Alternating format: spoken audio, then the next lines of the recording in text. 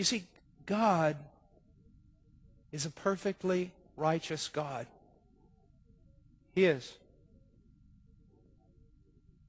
And we are not. I was sharing this morning something I'll share with you right now. Do you know what man's greatest problem is? I'll tell you. God is love.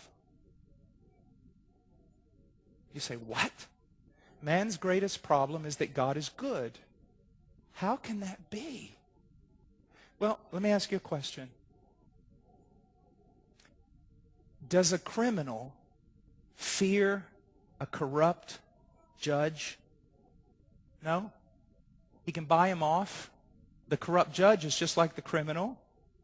They can work together even. A criminal does not fear a corrupt judge. A criminal fears a good one. Our greatest problem is that God is good because we are not.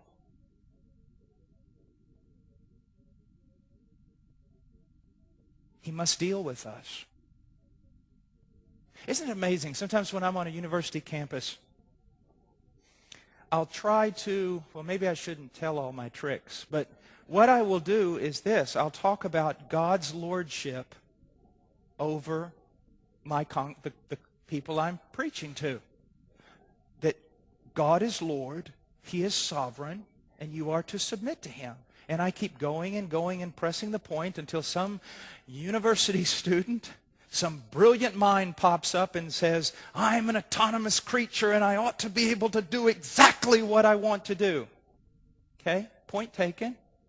Now sit down. And then I keep going. And then I start talking about all the atrocities in the world, the millions of people that were killed by socialism and Stalin, the millions who died in Nazi Germany, the millions who died in Cambodia, those who are starving to death in Africa because of corrupt leaders who will not even give out the food unless money is paid. And the same student will jump up and say, why doesn't God do something? I go, I gotcha. You demand freedom to do whatever you want. But you want God to jump over there and make everybody else conform to His will.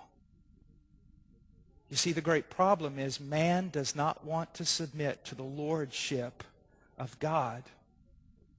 Why? They do not want to submit to God's commands. Why? Because God's commands are good.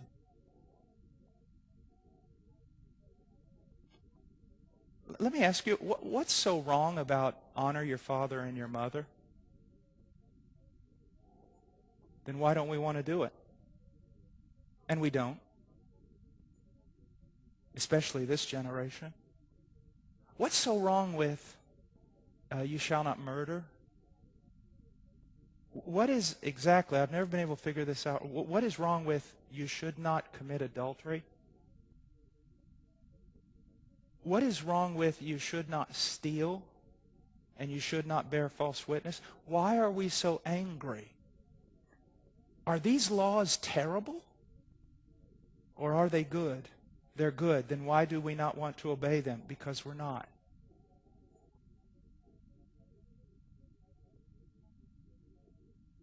Is God a tyrant because He says, I made you and these are my laws and they are good laws and they are written for you that you might live and not die? You know what we're like?